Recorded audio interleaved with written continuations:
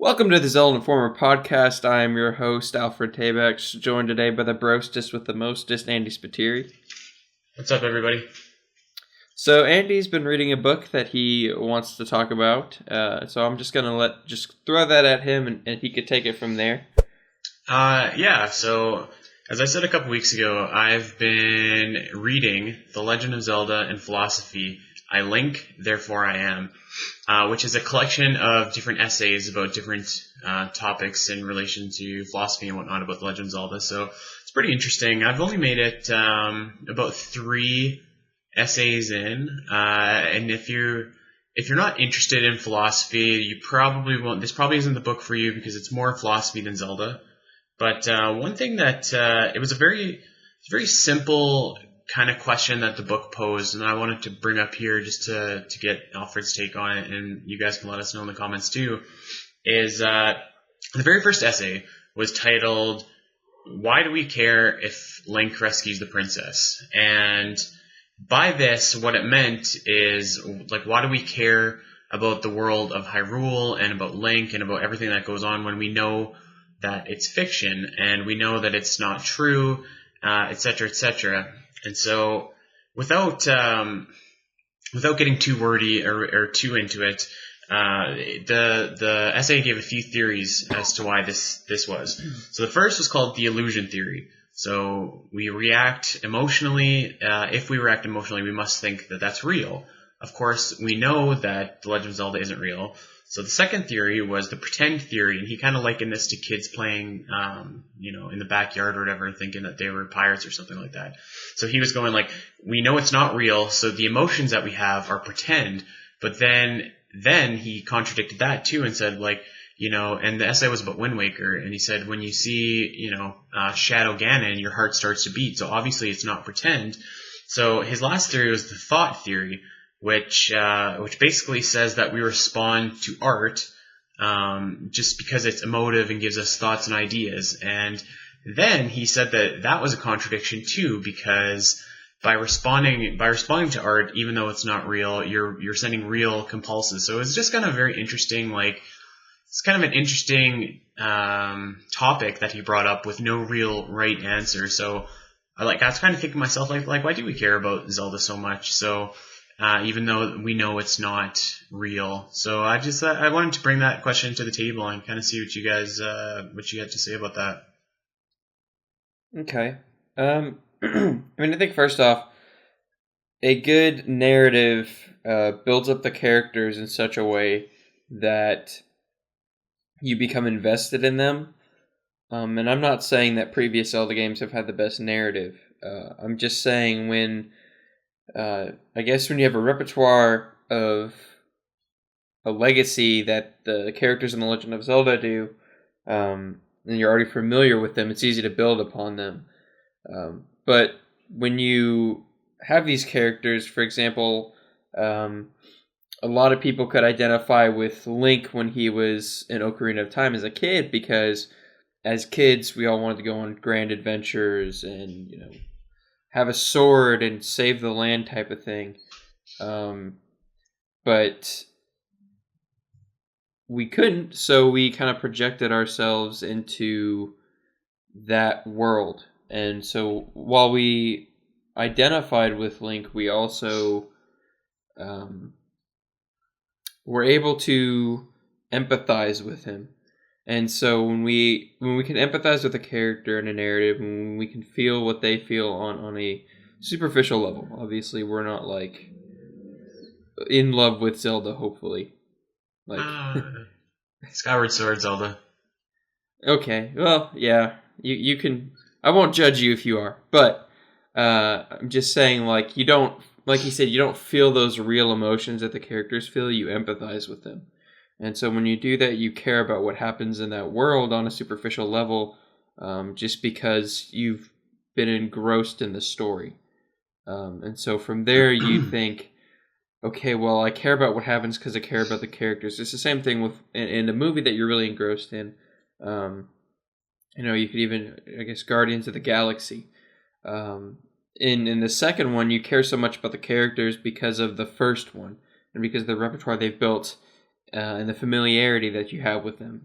If it was just a standalone film, and it hadn't had any background to it, you'd have no idea who the characters were, and there's no building upon them to empathize with. But because of that, you care about what happens to the characters, and you want to see them succeed. You want to see them survive in what's going on. So I think it's kind of like that, is after having built this familiarity with the audience can then project themselves into this story and go further empathize with the character. And see, that's kind of what I brought up too, because when I read it, like, it's such a simple question, and as soon as I read it, I was like, well, the answer is, it's obvious, duh, because we project ourselves onto Link, and that's why we care about him, because it's an extension of what we're doing. But then, like, I kind of thought about it some more, and I was like, well, I've been a big proponent for Link not being an avatar, Link being a character, so that theory doesn't really hold true that I am, projecting myself onto him.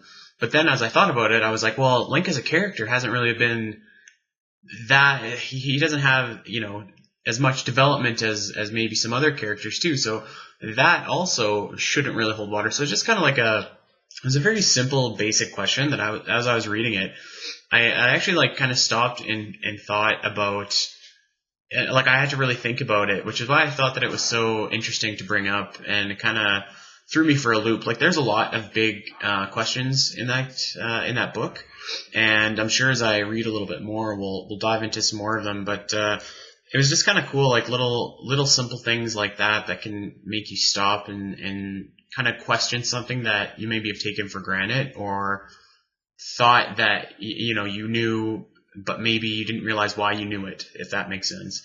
So yeah. It's been an interesting read so far. So yeah, so as I get through more of it, I'm sure we'll bring up a topic from time to time and kind of plow it over. But just some interesting kind of food for thought for anyone that's been playing Zelda for so long, that the answer just seems to be kind of a duh moment. So then, from there, you wanted to talk about Darksiders, since you got it on gold, I think? Yeah, I got it on gold, and I got it a few weeks ago. Mm-hmm. And so we talked about it a lot last week, which was kind of hyping me up. So I'm about, I don't know. I think you're at the same place I am, because I just got, after the last podcast, I bought the War Mastered edition and the Definitive edition. So I've been playing it. I think I'm right. I just finished the Twilight Cathedral. Yeah, I just finished the Twilight Cathedral too. So what's that, like maybe 6-7 hours in or something like that? If that, yeah. Ish, yeah. I can actually check specifically, but yeah. So I'm not playing the Definitive edition, just to throw that out there for everybody. It's about 3 hours into the game. I must have putzed around for a little bit, because I've lost some good time into that so far. Okay. But yeah, so maybe I was like, I think after last week I was a little bit hyped and talking about it, so I was expecting like a masterpiece. And what I will say about Darksiders is that it's pretty solid so far, but maybe not the game that I had imagined.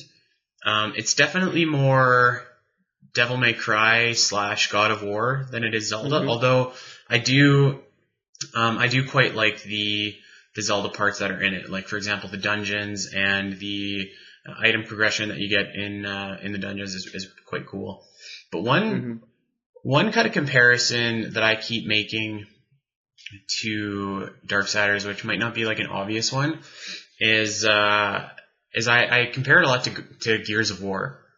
And I compare it to Gears of War in the sense that in Gears of War, you kind of go through this desolate, drab wasteland of what used to be humanity, fight off a bunch of aliens. You kind of go from room to room with the vaguest of principles behind it, or vaguest of reasons, and the meat is in the fighting rather than the plot or what you're doing. So I kind of get that vibe from Darksiders. Well, the premise is really cool, and I really like that. And Ward's actually, he's a badass, so he's really cool too. It definitely reminds me of that Gears of War, kind of like going from room to room, like wiping out the enemies, continuing. So I'm hoping that kind of tones down a little bit, and like the more puzzly elements get toned up a little bit going forward. Because I think it has like all the makings of like something that could be really cool. And it's kind of slowly getting there, but I think I need to kind of tinker my own thinking of what I thought Darksiders is going to be into like what Darksiders is.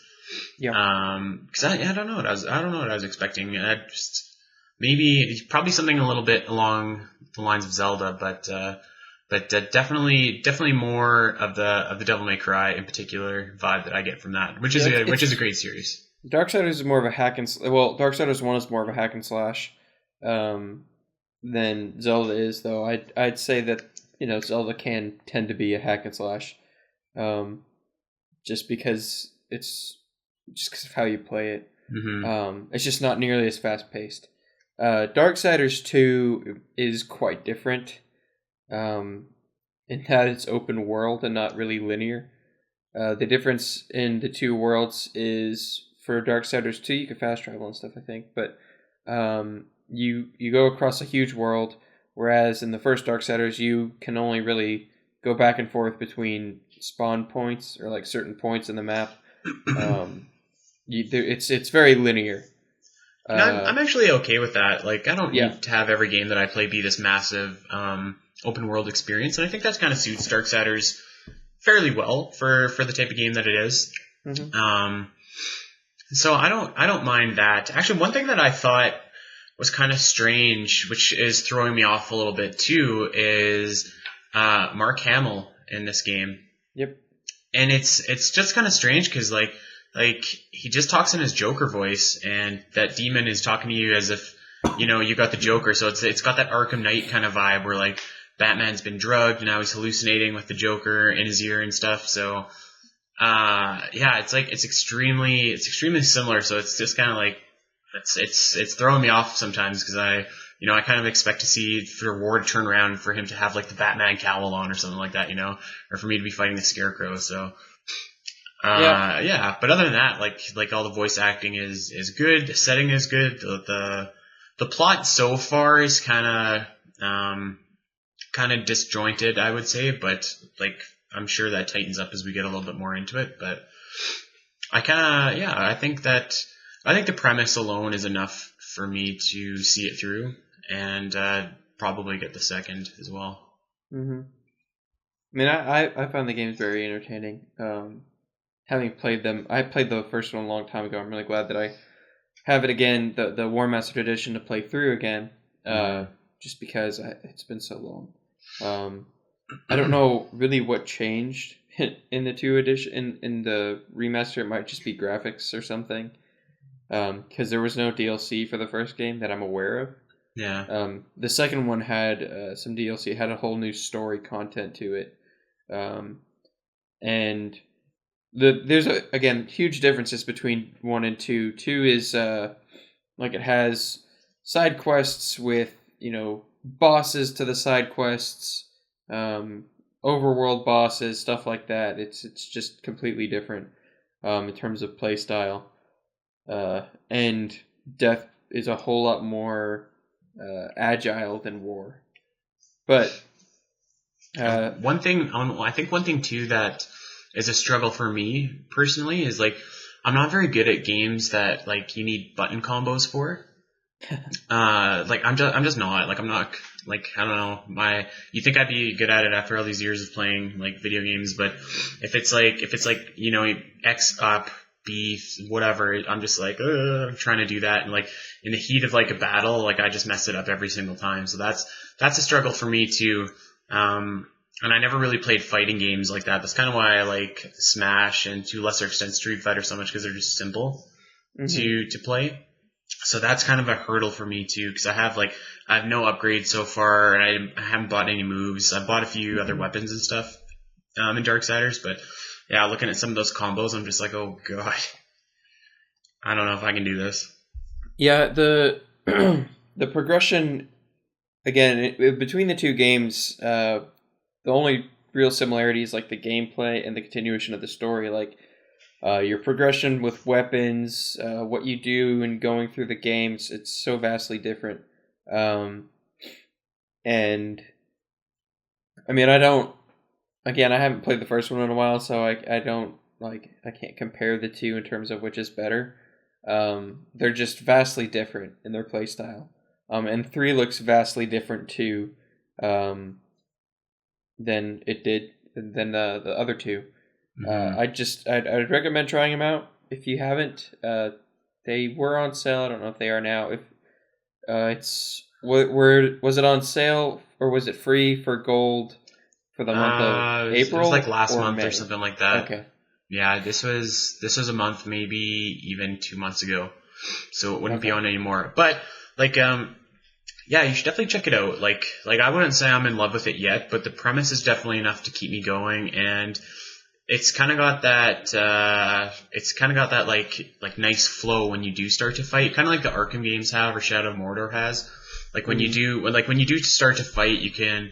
It's very forgiving. Everything you can forgive everything else a lot easier because it's like it feels rewarding to pull off all these like sweet moves and stuff like that. So, and that's like as simple as I've been playing even because I haven't been buying a whole lot of moves. But yeah, if like combat is your thing, you'll love this game. If exploration is your thing, we're getting there. So if it's still on sale, like I'm sure you can. I mean, this game came out 7 years ago. I'm sure you can buy it for like $5 somewhere. So it's definitely worth your while. I'm excited for the new one too. I think it looks really sweet. So moving on, then you wrote an editorial this past week or this week. I actually wrote this a few weeks ago and just had it kind of queued up for a rainy day. You wrote an editorial about how to building the ultimate Zelda game. Yes. Taking different bits and pieces from other Zelda games and putting them together. So run us through your ultimate Zelda game. Okay, so first of all, one thing that I didn't put in there was music, because music, like the whole list is obviously subjective to my personal taste, but music is just so subjective to everybody. I'm not even going to try and sort which game has the best music. I don't know if I could pick which game I think has the best music either, is another big part of it. So that one's off the table. But so I'll quickly run you through my list here. So I said the thing that we'll use to build the Ultimate Zelda game is the foundations of the first Legend of Zelda game for NES, and that being like you're a young boy exploring Hyrule. Exploration is key. The item progression is key. None of that would exist without the foundations from the first Zelda game, so that's in there. I put the controls of Ocarina of Time because that really just like set the standard. I mean, even Breath of the Wild pretty much uses the controls for Ocarina of Time. So that's just been the standard for so many years, and it's still so flawless. Breath of the Wild's Overworld, I think, is a no-brainer. It's probably the best version of Hyrule that we've ever gotten, we might ever get. And I also took from Breath of the Wild the aesthetic of it. So, like the style of Breath of the Wild, I really like it because it kind of combines the playfulness of Wind Waker with the whimsy of Ocarina of Time with the realism of Twilight Princess. So it's very versatile art style. So that would be my pick for how the game should look. This was kind of a controversial one. I don't know if anyone else other than me would agree with this, but the dungeons from Ocarina of Time, I think I would probably pick as the best in the series. Now, if you made an argument for another game, I'd probably say okay. And because like that's almost like music where it's not like it's so subjective from game to game that I wouldn't have a problem if someone said to me like Twilight Princess has the best dungeons, and I'd probably say like okay. The boss fights from Twilight Princess, I think like from Zant to Blizzetta to I can't remember the name of the guy is on the spinner. The spinner boss battle, but that was pretty cool. And then like the epic 4-part fight with Ganon at the end, I think Twilight Princess has the best boss battles of the series. Yeah. So from there, the plot structure, actually, I guess I should say, the pacing, the cinematography, I guess, from Skyward Sword. Just the way that plot was unfolded. There's a lot of just like awesome moments. So I'd want my plot to be told in a similar kind of fashion to that. The characterization of the Wind Waker. Every character feels developed and fleshed out and has a story to tell and isn't just there for no reason or someone to be saved. The atmosphere of Majora's Mask, which I'd probably say is one of the best atmospheres in any game, like ever, let alone Zelda games.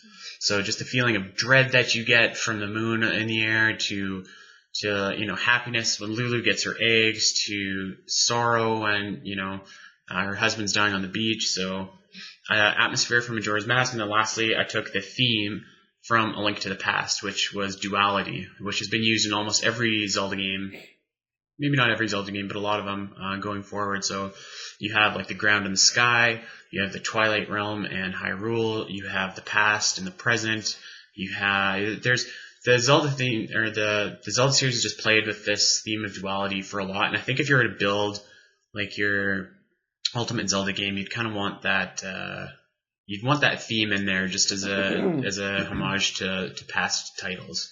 So that was what I proposed, but then at the end of it, I wanted to throw it back to everybody and see, like, if you can build your ultimate Zelda game, what do you pick, and why do you pick it? And so that's my challenge to everybody. Yeah. I'd agree with the boss battles from Twilight Princess. Like, the dragon fight was probably one of my favorites. Mm-hmm. Just because it felt so epic. The thunder, the lightning, the Spider-Man crawling up, the walls and stuff. I'd agree with that. In terms of music, since that was one that you didn't really decide on, that is something that's a bit difficult because it is subjective. And the problem is over time, it's not necessarily that the music gets better, it's that the instrumentation gets better. So while the original Zelda theme from the NES Classic is, classic, the instrumentation in something like even Breath of the Wild is vastly superior. Mm-hmm. And so you encounter that problem. But I wouldn't say necessarily a selection of music for a game. I'd say a style. I think one of my favorite styles of music from any Zelda game was Wind Waker. Just because of some of the ambient tracks. Like when you're going into the forest above Outset Island. Just the subtle. There's some really underrated tracks trumpets. from Wind Waker too, like the Earth Temple and the Palace of the Gods. There's a lot of really good stuff in there, which doesn't almost feel like Zelda music too, which is why I thought it was so cool. I would just say the style of that music, how they composed it, how it fit in with the world. I'd want to see that again. I know that that's a really weird way to put that. I think that's actually a pretty good way to put it, because there is definite styles to the Breath of the Wild had its own style, Ocarina and Majora's Mask had their own styles. I think that's actually quite a clever way to put it.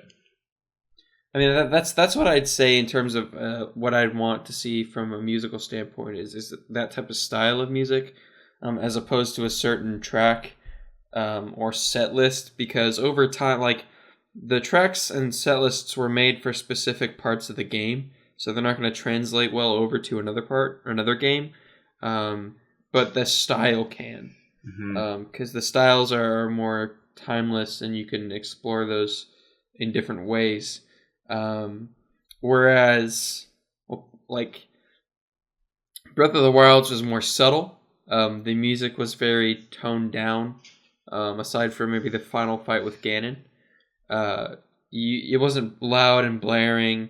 It was simplistic, as opposed to something like Skyward Sword, which is more melodic and ballads, and just in how more bubbly and how the music was going. I'm not a music professional by any means, so the stuff I'm saying is just layman's terms for things that I could come up with. But then you have stuff like Wind Waker, which fits the theme of the world, is more overt and is more in your face with its music. And then, of course, we've got Ocarina of Time and Majora's Mask, whose main themes revolve around music. So the music there is highly important and it is highly emphasized. So it comes down to style, and I'd like to see Wind Waker's style again. Just the different types of instruments they used, how they play them out. I just want to see that again in another Zelda game. I doubt we will, but that's in my ideal ultimate Zelda game. That's what there would be. Okay, so you're a braver man than I, because I couldn't do music. Did you mention art style? Yes, that's an aesthetic. Okay. So you said aesthetic from Breath of the Wild. Yeah, Breath of the Wild is what I would have picked for aesthetic. Okay. I guess I agree. It really depends on what the main theme of the story is, I guess. And I know that's weird, but the story, the themes, like even the aesthetic in Ocarina of Time kind of changes after you go forward 7 years. Mm-hmm. It's a lot darker, and how do I put this? Like when you were in the forest, you'd see some of that like forest dust kind of swirling around your like the life of the TV. forest. Yeah, and that was definitely gone when you were an adult. So like the aesthetic changes based on the theme that is currently being portrayed. So you have in Twilight Princess a very dark aesthetic. And it gets even darker when you're pulled into the twilight. And so you have that kind of dichotomy, like you said, the duality of it. And depending on the theme of the game, like I really don't know necessarily how Breath of the Wild's theme plays with its art style. See, now, when I chose Breath of the Wild, and I almost chose Skyward Sword for this, but Breath of the Wild, I chose it just because it's very versatile. Mm-hmm. You can have kind of like a dark, serious showdown with that art style, and I think that it works. And on the flip side, you can have Link acting like a goober while cooking, you know what I mean? And that works too. Yeah. It might not work to such an extent where you can pull off like a Wind Waker cannon shot to the wall of the fortress, but I think you can be very playful with that art style while also being very, very serious and I don't want to say dark, but like a bit dark for lack of a better word, like in Twilight Princess. So that's almost like the middle ground, I think, for me, and that's kind of why I chose it, because I feel like it can go anywhere and do a lot. Mm-hmm. I can see that. I don't know if I could necessarily pull off the serious tone that Twilight Princess had, or even Majora's Mask, but I see what you're talking about, where it can play with things like the Dark Ganon battle at the very end, and just different moments like the Blood Moons and how that plays out in the world. But it also intertwines with the beauty of the world, which is what I think really makes that aesthetic pop. Like especially when you come across the dragons at night, and they're glowing, and then there's that music, and then it just fits in with the world. Mm-hmm. I guess it really depends, but I'd probably agree. I don't know if there's been a more, like you said, versatile aesthetic, an art style that can be applied to more than just one thematic element than in Breath of the Wild. I guess. Let's see. You brought up. Why don't we segue from there to Overworld? Which one would you say is your favorite? That's tricky because there's Overworld. There's an Overworld that's clearly better, and then there's an Overworld that's like my favorite. Well, this is your ultimate Zelda game, so. Yeah, I know. I'm just saying, like, if we're talking about the Overworld style, I guess I'm more leaning towards stylization as opposed to like ripping it specifically from a different game. Style-wise, I'd like to see exploration meeting up against Wind Waker's ocean. So like Breath of the Wild's type of overworld, where there's secrets everywhere and there's different things that pop up with like in my opinion, with like large continents of space. So like kind of like right now Hyrule in Breath of the Wild is like a Pangea thing. It's all together. But it'd be cool to see them like torn apart into different continents that you had to use the ocean to get to. Kind of like, I don't know if there's another game that does that. But just in that kind of a way to where you have like you can have different methods of travel, like an ocean and a horse on the boat, and then you travel from continent to continent. And once you get on certain kind of like Pokemon Sun and Moon, how there's different islands, and you have to travel from island to island, and they each have their different themes, and they each have their different quests. That kind of a thing. I think Pokemon Sun and Moon, you don't actually you don't see yourself on the boat though, right? Yeah, you kind of just go. You don't. But that would be cool if you could, in like a nod to Wind Waker, like just kind of sail around, because I think that would be really cool too. Kind of like in Pokemon Ruby and Sapphire, where you surfed everywhere, and you surfed from island to island, or I guess part of the main continent, you surfed around it, but in a more like expansive way, to where there's multiple continents. Like there's, I guess it makes slightly more sense for there to be like an arid region of the world in a separate continent than for it to go from like forest to desert and like that. Yeah. And they did a very good job at like transitioning. So like you had kind of a forest to like a dead dry land to the desert. But I just think that it would have been infinitely cooler to be able to go from continent to continent. So kind of mixing Breath of the Wild's overworld with the method of travel from Wind Waker with like an ocean, and then even using a horse later on. Like they said in an interview that they wanted to give Link a horse in Wind Waker, in before they developed the islands as small as they were, but they couldn't figure out a way for him to look good on a horse. I was just thinking, like, what would a horse look like in that art style? It'd be a really weird Shetland pony. But I'm just, again, the art style and the style of Breath of the Wild with the overworld type of Breath of the Wild, but in continents and an ocean to explore, not just a dead ocean like we have in Wind Waker or Skyward Sword for that matter, in terms of the sky. Mm-hmm. There's something that invites exploration, is something that has more stuff to do while you're traveling, like in Breath of the Wild. So that's what I would like to see is a separate continent world that you can travel between, or even fast travel, should you want to do that. But yeah, that's my ideal overworld. That is definitely a pipe dream. I think that'd be pretty cool, though. Like, you could probably even feasibly do that in a Breath of the Wild successor, is be able to explore oceans a little bit more, because there's not really any like really big rivers or lakes or anything, like, not really. So yeah. I think that's less a pipe dream than you might think. Maybe like in the way that you're saying, but I think you could definitely probably expect to explore the ocean a little bit more in some future Zeldas. So I hope so.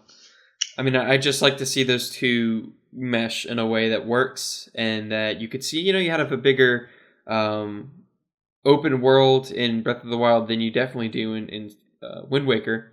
But I just like to see, because the travel idea in Wind Waker and the travel idea in Skyward Sword were so good. They just needed to be fleshed out more. Like, yeah, there's basically like every quadrant of the map has a separate island in different spaces, and you could travel from each quadrant in Wind Waker, sorry, of the ocean in Wind Waker to find a new island. Some of them have consequence, some really don't. But I'd like to see it more along the lines of a natural, I guess, type of world with Wind Waker, where there's not just like one land mass in specific areas and specific quadrants. It doesn't necessarily make sense in the terms of a world.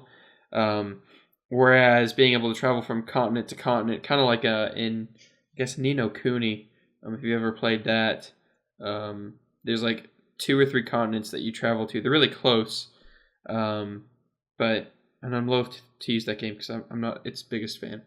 But just kind of in that vein of travel, and especially in Skyward Sword, like it was such a cool way to travel, but there was just nothing there.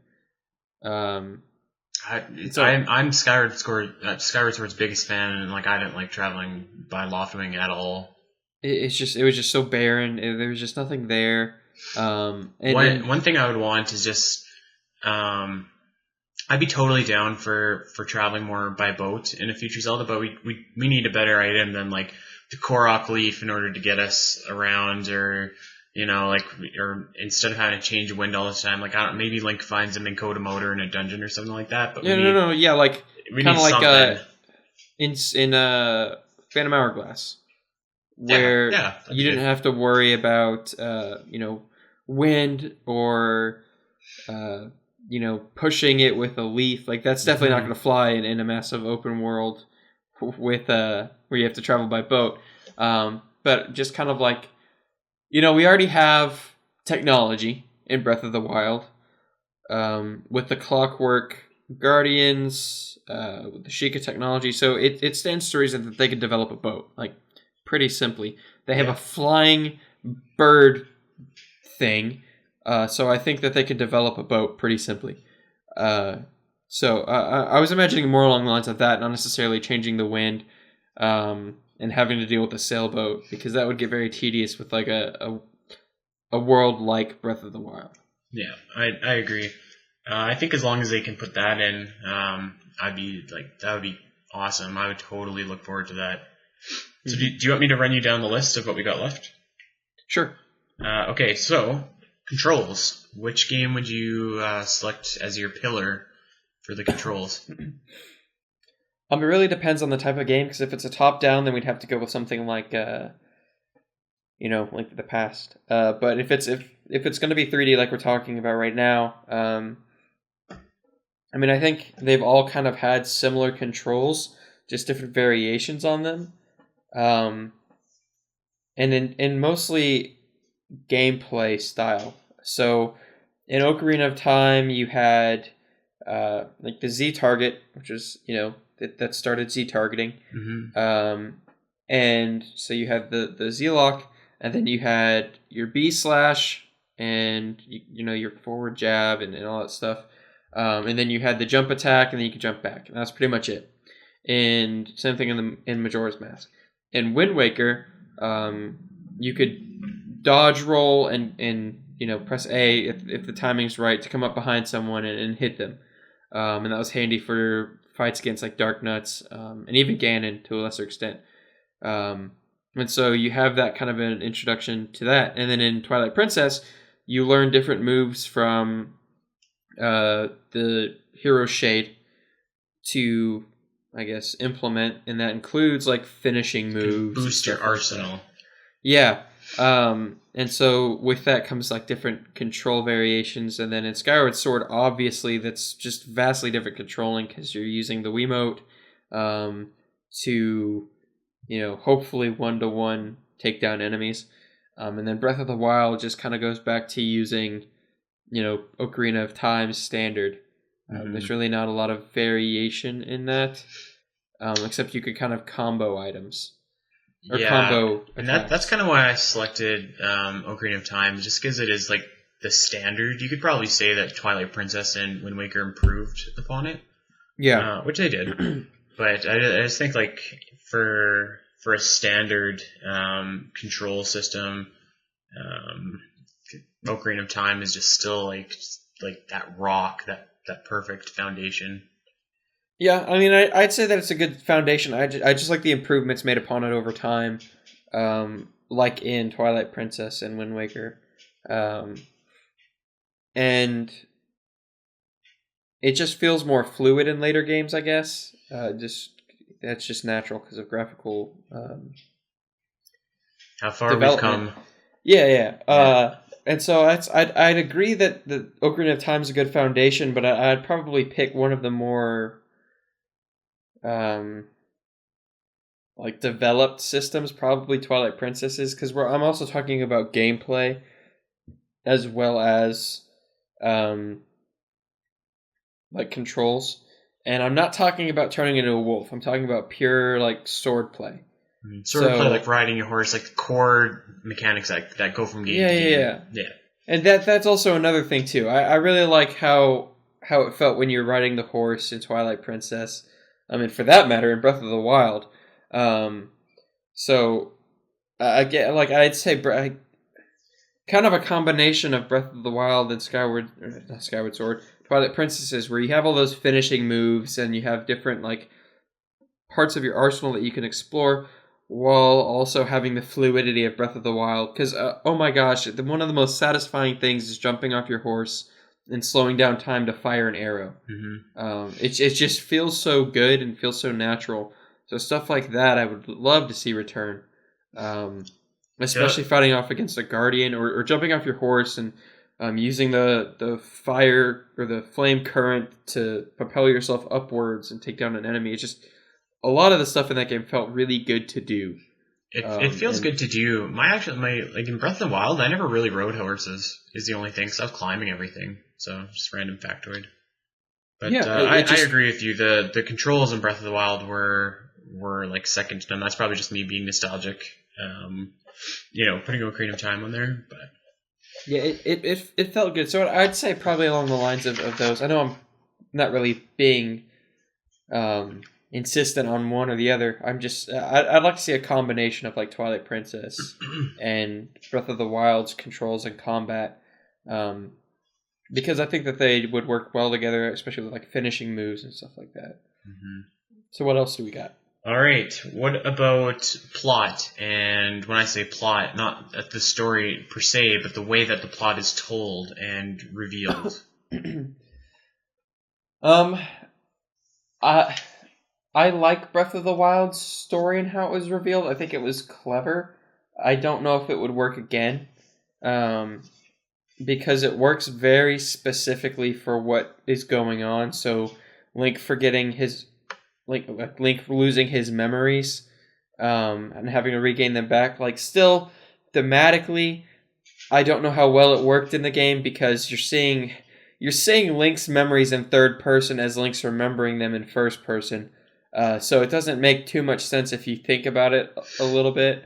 But it worked well for the context, I guess, with, Link having his memory gone, having to relearn everything. What like you said, I'd like to see more Skyward Sword.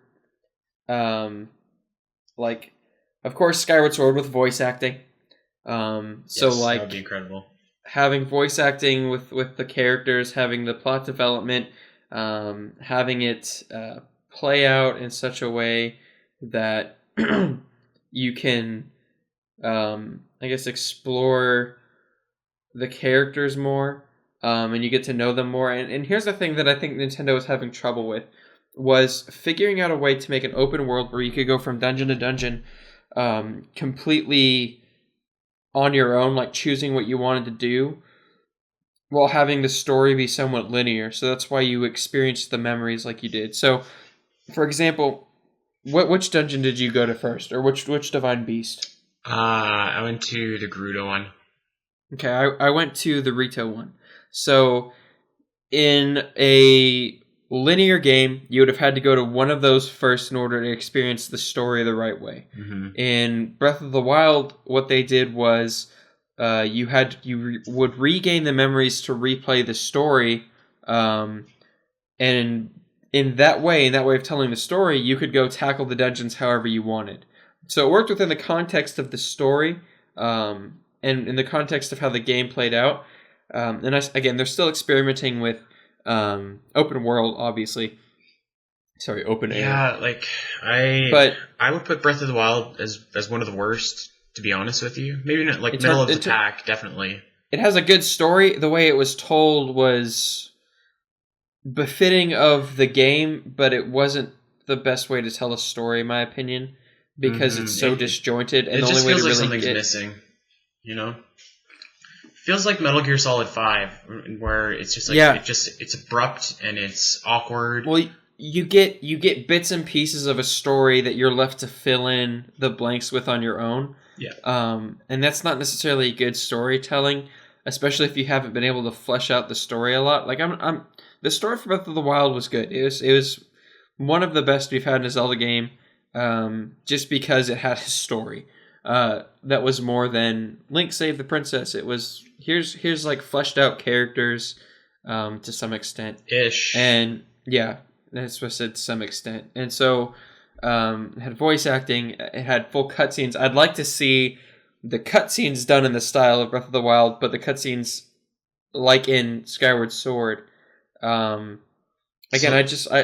Let me interrupt you really quick and go quickly to characterization, because I feel like these are almost one and of the same, almost. Yeah. What would you go for that? So I always say that Wind Waker has the best characterization of characters that we've seen, and that's because we get more depth to Ganondorf as a character. But you can even say up until like Wind Waker, Twilight Princess, Skyward Sword have really good characterization. I guess one of my favorite progressions of a character in the Zelda series is Groose. Oh, I was hoping you were going to say that.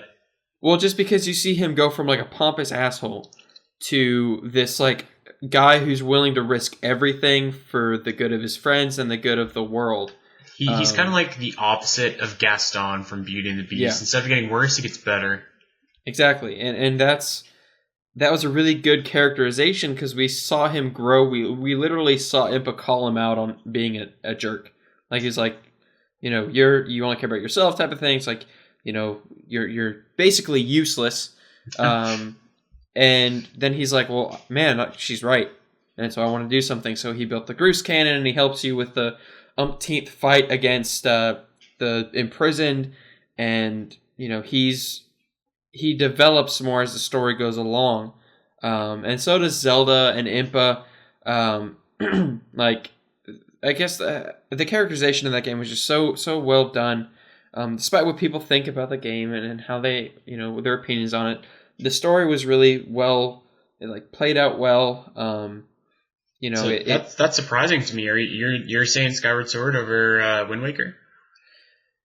I feel like, kind of like you said, how Ocarina of Time was like the foundation. I think Wind Waker was a foundation for how it built the characters up. And so we saw like a little characterization. Like we saw Tetra being built up. We saw Ganon being built up. We saw the King of Hyrule. And then they took that further in Twilight Princess. So we saw Colin. We saw the annoying chick that Colin was in love with for some reason. We saw Impa's characterization. We saw Zaunt's characterization. What was the girl's name again that took care of horses? Ilya. She was the worst.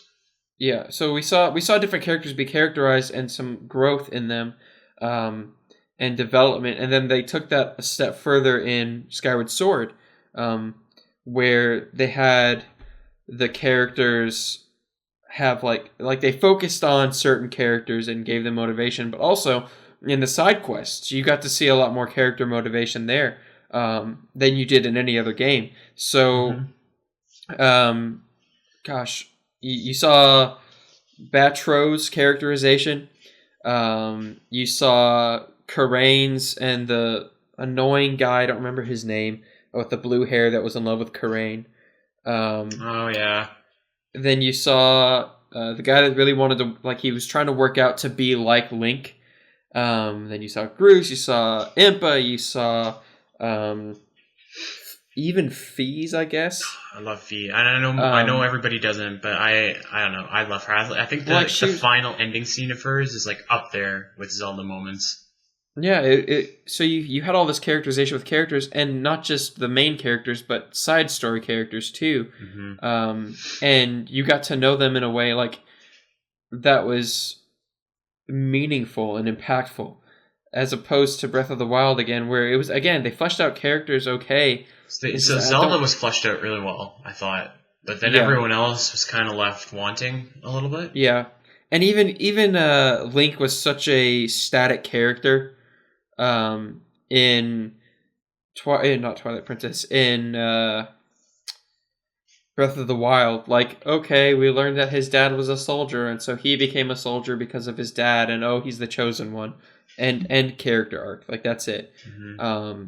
Whereas in Skyward Sword, he goes from, okay, well, I really want to be a soldier, but nobody really believes in me, to I have to undertake this, huge quest to save Zelda, to now I'm going to start a nation type of thing. And so Wouldn't that I be think cool that, if he was the eventual king of Hyrule in another timeline?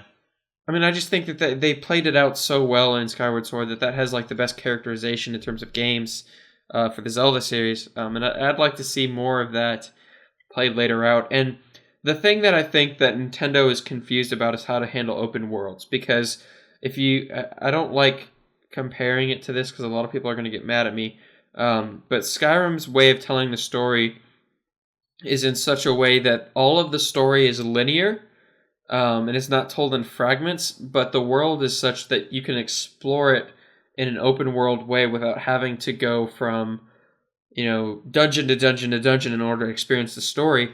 If you want to pick a specific storyline, like the main story or a side story, then you can explore those while still exploring the world and finding more side quests and stuff. And granted, that's such a big undertaking to do, that probably would take way more development time and resources. But I just... the way that they told the story in Breath of the Wild fit for what it was, for what they were trying to do, but it could be done better. That's good that you brought up Skyrim. I before Breath of the Wild came out, I did like a piece talking about like what they could learn from each other, and I think I'm gonna do a follow up to that pretty quick and just kind of elaborate a little bit more on that as well. So we've only got a few left. What about atmosphere for a game? Again, that really depends on the story. Like in Majora's Mask, there was the imminence of destruction that you had with the moon falling that made everything that you do matter. So everything, it made it more real, I guess, in the context of what was going on. So your actions carried more weight because you only had a certain time frame to do them in. So like when you were, if you decided that, oh, well, I want to go help the guy with his chickens, that took up X amount of time, and so it mattered. Granted, you could always reset everything, but the characters would forget everything, and you'd go back 3 days. And so you have the imminence and value of time in Majora's Mask that worked for what it is. In Wind Waker, the atmosphere was more... I'd say playful, but it's actually pretty serious. And they definitely playful at the beginning, which I like. But well, they told the story. They told a very serious story in a playful way. So, like, I mean, the ending to that game was probably one of the most like intense, heavy endings that you could have found in a Zelda game. So, like, you stab Ganon in the head with the Master Sword. He turns to stone, and then the King of Hyrule drowns. So that's pretty much how that game ends. And that's pretty dark for a very lighthearted game. And so it's all about how they tell the story and how they want to convey it. And they told a dark story in a light way. And then you have Twilight Princess, which is a very dark atmosphere, dealing with the theme of Twilight. And like you said, duality. And then Skyward Sword is more upbeat for more of the melodic. And I guess, again, just I know melodic is not a nature, but the ballads that it used to tell the story, and it just felt kind of like a stage play, and so it was more light in tone, but could also be dark when it needed to be, especially but again, the final fight for that game was like the atmosphere of the final fight was really good. The final fight in and of itself was actually kind of easy. My thing with Majora's Mask about like how I just think like what it does is so great is like like yes, the plot kind of gives you that atmosphere of dread, but it's really just like the simple things, like the symbolism. Like no matter where you are, you can look up and see the moon, and you can never forget that threat. Because there's a lot of side stuff to do in Majora's Mask, but every time you're there, you can look up and just every time you see it, you're just reminded, and you get that feeling that just washes over you, like everything is going to end, and like there's really heavy stuff in Twilight Princess, and there's heavy stuff in Skyward Sword, but at the same time, you can go fishing in both those games and feel like everything's fine, and it doesn't have like the same. Well, yeah, kind of it weight. doesn't have, again, like the same imminence, and Majora's Mask deals heavily with death and the acceptance of death. Mm-hmm. That you see with all the different characters, and so you have all those like feelings and emotions in that game, and I guess, like you said, the atmosphere is very good. My thing is, would that apply well to another Zelda game? Like, obviously not straight up, but in just terms of like the world being able to make you kind of feel the feels of just like some simple imagery or symbolism. I don't know that any games come close. I'd say more along the lines of the fact that I'd like the atmosphere again to be that everything you do matters. Every action you have affects the world in some way, and affects the characters in some way, as opposed to just kind of a one and done thing. Mm-hmm. So, like progressing the character's arc for Cafe and Anju, and how that affects how they act the rest of the game, type of thing, and the impact that your actions have. I'd like to see that explored later in other games, in other Zelda games, as opposed to just they're side quest characters and you don't ever hear from them again. The world's so intimate in Majora's Mask, that the characters matter and that they have a place, and you invest in them, and again, just the imminence that whatever you do matters, and like your time matters. I'd like to see that explored. Maybe not in like the 3-day mechanic, but that, like you said, that type of atmosphere where yeah, like something unique to the other game, but something that at the same time can convey the same thing. Yeah, exactly. Okay, so the last one is dungeons. We sort of talked about it a little bit, but what do you think? For your money, what do you think has the best dungeons? I don't want to see the dungeons from Breath of the Wild return. Oh god, well, let's not even go there. I don't want to see that happen again. Okay. I was a fan of Skyward Sword's dungeons. And again, the one I keep thinking back to is the Ancient Cistern. If you want to talk about something that deals with duality, there you go. Mm-hmm. You have the top pristine area and the bottom like hellscape. And just the, I guess, puzzles, and I don't think I've ever gotten stuck in a Zelda game as many times as I have in Skyward Sword. I'm just trying to figure out what to do and where to go in the dungeons. They just felt, especially the final one, where you had to collect all the pieces of the Triforce. I just really enjoyed the dungeons in Skyward Sword, how they played out, the different puzzle mechanics. But I also really, really, really liked the dungeons in Twilight Princess. To where your items that you got had an impact on it in a huge way. So I thought that I can't remember what it's called, like the house with the Yeti was just really cool. Yeah, that's exactly what I was thinking about. With having to use the ball and chain as a huge mechanic in that, and so as opposed to like whereas you have you got the boomerang, so you kind of do a few things with the boomerang here. Whereas pretty much every puzzle you have, involves you having to use this item that you got. And they kind of pulled that off in Skyward Sword also. I can think of like with the beetle, the lasso, just using them in such ways, like, even small ways that they still matter.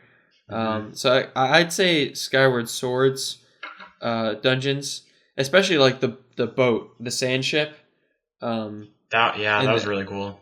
See, and the fight I struggled between Skyward Sword, Ocarina of Time, and Twilight Princess were kind of my front runners.